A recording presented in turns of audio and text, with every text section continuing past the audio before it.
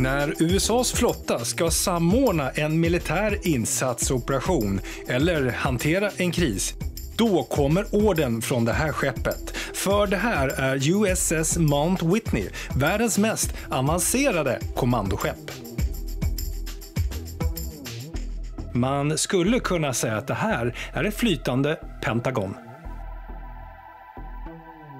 Och vad gör det här maffiaskeppet i Stockholm? Jo, för det är nämligen som så att den 3 juni startade övningen Baltic Operations, eller Baltops 25. Och för några dagar sedan avslutades övningen och nu ska man väl vila upp besättningen och fylla på förråden inför nästa äventyr helt enkelt.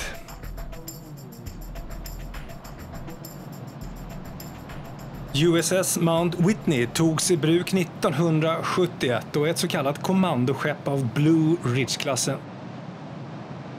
Det här fungerar som ett flaggskepp för USAs 6:e flotta och har sin bas i Gaeta i Italien. Men hon är mer än bara ett skepp. Hon är faktiskt ett flytande nervcentrum för amerikanska militära operationer.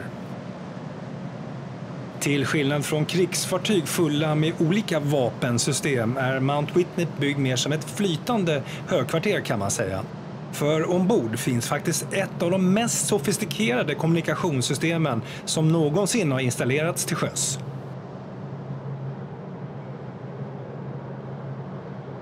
Mount Whitney kan ta emot och bearbeta och vidarebefordra såklart stora mängder säker data från vilken plats som helst på hela jorden via flera olika så kallade frekvensspektrum som HF, VOF, UOF och SOF och EOF och vad alla de här förkortningarna står för. Men det är som sagt olika frekvensband som man kan kommunicera med.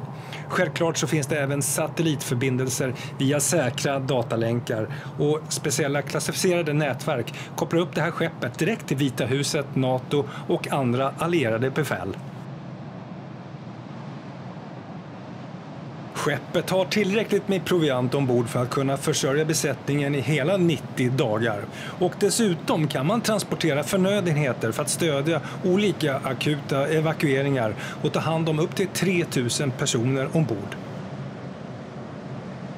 Fartygets 2 ankare väger 11 ton vardera och är fästa vid en över 300 meter lång ankarsättning. Det är planerat att Mount Whitney ska avvecklas och tas ut ur flottan år 2027. Men med tanke på världsläget just nu, 2025, är det troligt att det här kommer skjutas upp. Precis som man faktiskt redan har gjort med systerfartyget USS Blue Ridge. Och den tjänstgöring ska förlängs till 2039. Och då har jag hunnit fylla 68 år och då får vi se vilka fartyg som närmar sig Stockholm i framtiden. Det här är inte första gången Mount Whitney besöker Sverige.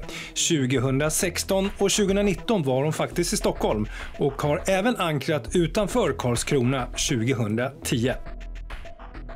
Verkligen kul att ni orkade kolla ända hit in i avsnittet. Stort tack och på återseende.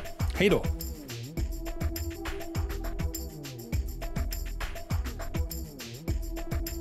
Hänger du fortfarande kvar här i avsnittet? Ja, då tycker jag att du absolut ska prenumerera på kanalen om du inte redan gör det förstås.